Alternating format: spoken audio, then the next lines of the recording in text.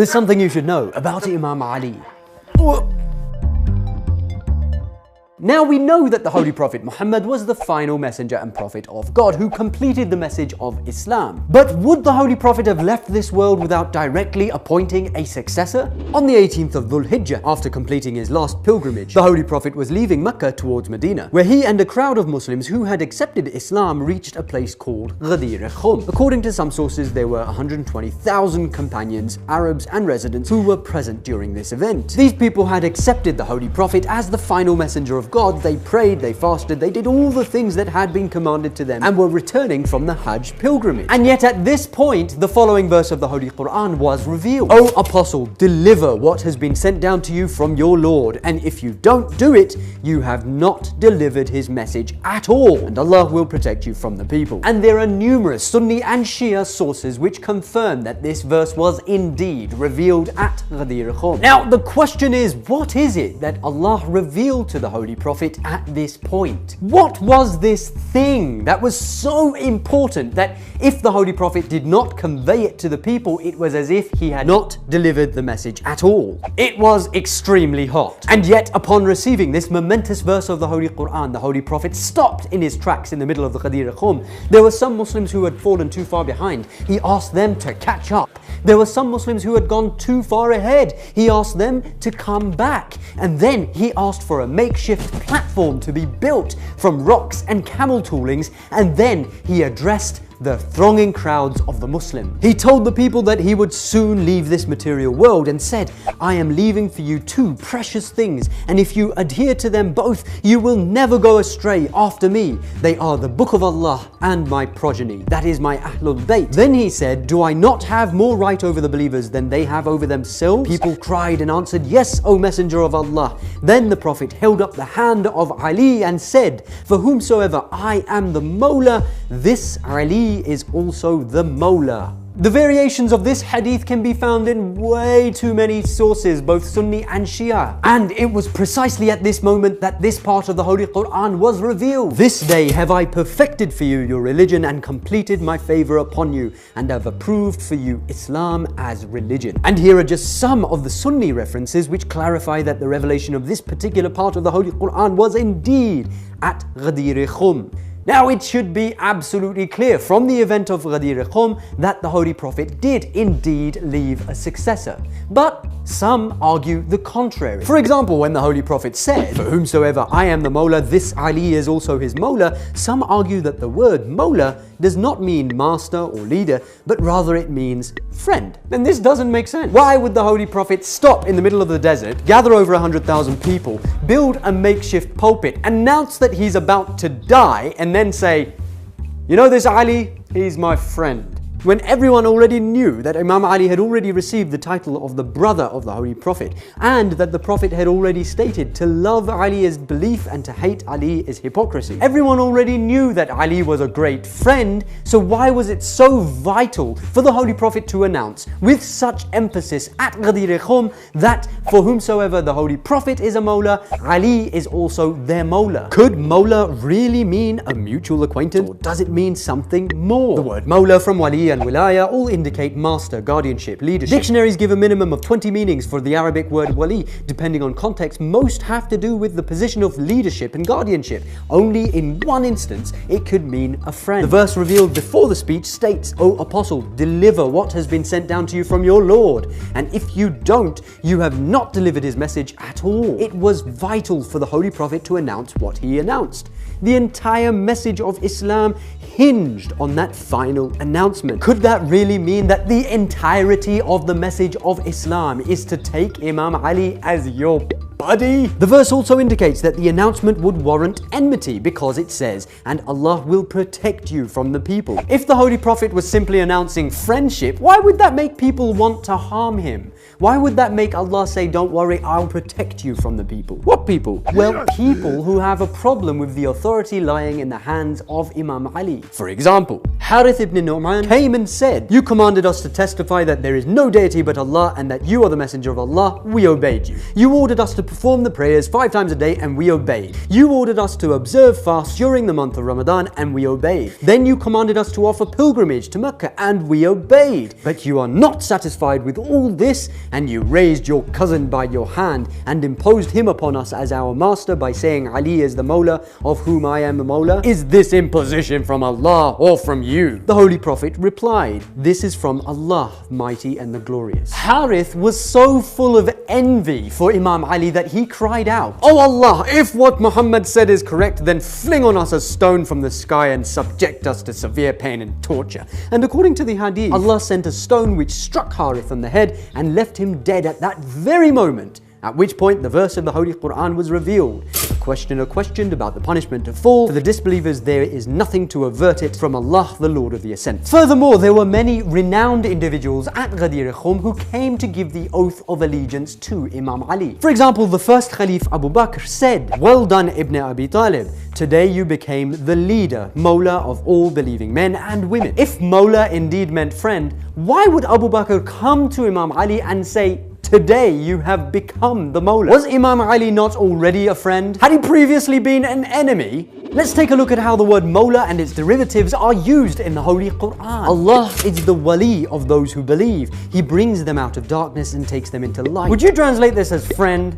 And even if it is translated as friend, is it the kind of friend that you sit and have tea with? Or is it the kind of friend who is leading, kind of guardian type of friend? The kind of friend that has authority over you? Another verse which should make it absolutely clear is, "Only Allah is your wali, and his messenger and those among the believers who establish prayer and give charity while they bow." If we take the word wali here to mean friend, then that would mean that only Allah and the Holy Prophet, etc. are your friends, which doesn't make sense because it's perfectly normal for believing Muslims to have plenty of friends and acquaintances, not just 1, 2, or 3. But if we take the word wali to mean authority, then it makes perfect sense, because only Allah has authority over the believers, then the Holy Prophet, then those who believe, who establish prayer and give charity while they bow. And in regards to this particular verse, Muslim scholars are unanimous that the third category, i.e. those who give charity while they bow, refers specifically to Imam Ali himself, who literally gave away his ring while in the state of ruku', bowing.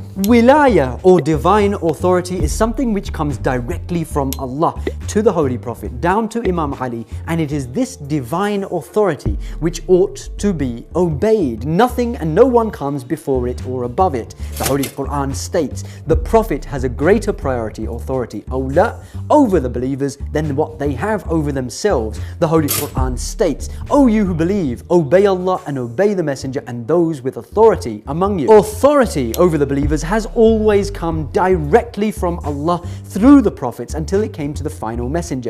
And after this as well, there always has to be an authority on earth for the guidance and well-being of the pure message of Islam, to prevent the message from being changed and to guide human beings to the right path up until the day of judgment and implement the law of Allah on this planet Earth. No one has the authority to come and say, "I will be the guardian of Islam, I will lead the Muslims," going against the divinely appointed wali. That's why, according to the Shia school of thought, any leadership which does not get its authority from Allah is not a legitimate or divine authority. In the lifetime of the Holy Prophet, this divine authority belongs to the Holy Prophet himself, and after the Holy Prophet, it belongs to the infallible Imams. In fact, even a prophet of God does not have the authority to appoint a successor of his own without the permission of Allah. That's why the Holy Quran shows us that Musa prayed to Allah saying, "And my brother Harun, he is more eloquent in speech than I, so send him with me as a helper to confirm and strengthen me."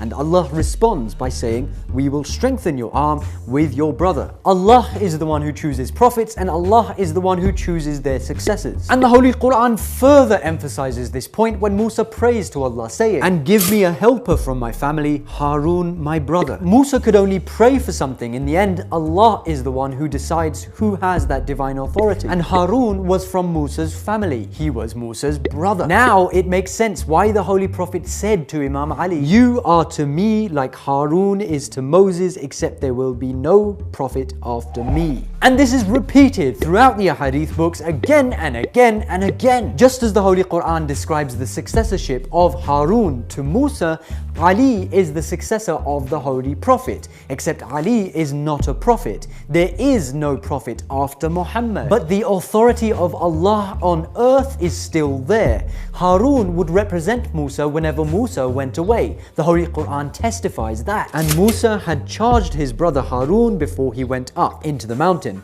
Succeed me amongst my people. Do right and follow not the way of those who do mischief. Musa left his people for a mere 40 days, and yet he does not leave his people without a divine authority. How could we even imagine that the Holy Prophet Muhammad himself would leave this world and not leave a representative? No, in the same way that the Prophet Musa was succeeded by someone in his own family, the Holy Prophet Muhammad was also succeeded by someone from his own family. And this has been the case from the very beginning. Surely Allah chose Adam and Nuh and the descendants of Ibrahim and the descendants of Imran above the nations, offspring one of the other, and Allah is hearing, knowing. This line of authority which is chosen by Allah does not end with the Holy Prophet, but rather it continues until the Day of Judgment. This is what makes the event of Ghadir so significant. It ensured that even after the Holy Prophet leaves this world, the message will continue. And the Holy Quran states, "Then we gave the book for an inheritance to those whom we chose from among our servants." Even if the Holy Prophet dies, the legacy of Islam will continue through the successors of the Holy Prophet. The Holy Quran also states, Muhammad is not but a messenger. Other messengers have passed on before him. So if he was to die or be killed, would you turn back on your heels to unbelief? Do you think it ends with the Holy Prophet? No, the struggle between good and evil continues, and both good and evil have their leaders. One is divinely appointed and one is not. That's why Sahih Bukhari narrates that the Holy Prophet said that there will be 12 princes after him, all from Quraysh. That's why Sahih Muslim narrates that the Holy Prophet said that Islam will be fortified through 12 successors after him, all from Quraysh. Is it a coincidence that after Imam Ali there were 11 successive Imams, leaders, authorities, walis, who were all divinely appointed by their predecessor, by the authority of Allah, one after the other? Is it a coincidence that these 12, including Imam Ali, were all from the tribe of Quraysh? Is it astonishing that we are waiting for the return of the 12th of these successors, the true authority of Allah on earth, and that this 12th Imam who will establish justice on earth is indeed the Mahdi? Does it now make sense why it is reported in both Sunni and Shia sources that the Mahdi is specifically from the family of the Holy Prophet? The Holy Prophet is reported to have said, "The world will not come to an end until a man from my family, who will be called Al-Mahdi, emerges to rule upon my community." He said, "Anyone who denies Al-Qa'im Al-Mahdi among my children will have denied me." He said, "The world will not come to pass until a man from among my family, whose name will be my name, rules over the Arabs." And he said, "Even if there remains only a day on earth, God will bring forth a man from my progeny, so that he will fill the earth with justice and equity, as it is filled with tyranny." So now that we've understood that wilayah, or divine authority, belongs only to Allah, and then the prophets and messengers, and then the infallible Imams, where does Wilayatul Faqih come into this? The Waliul Faqih is neither a prophet or an infallible Imam. And yet, Imam Khomeini says, the Wilayatul Faqih is the very same wilayah of the Prophet. And that's something we'll discuss another time. Remember, we have to rise above this whole I'm Sunni, I'm Shia business and just look at the facts with an open mind. And Allah guides whom He pleases. Don't forget to share.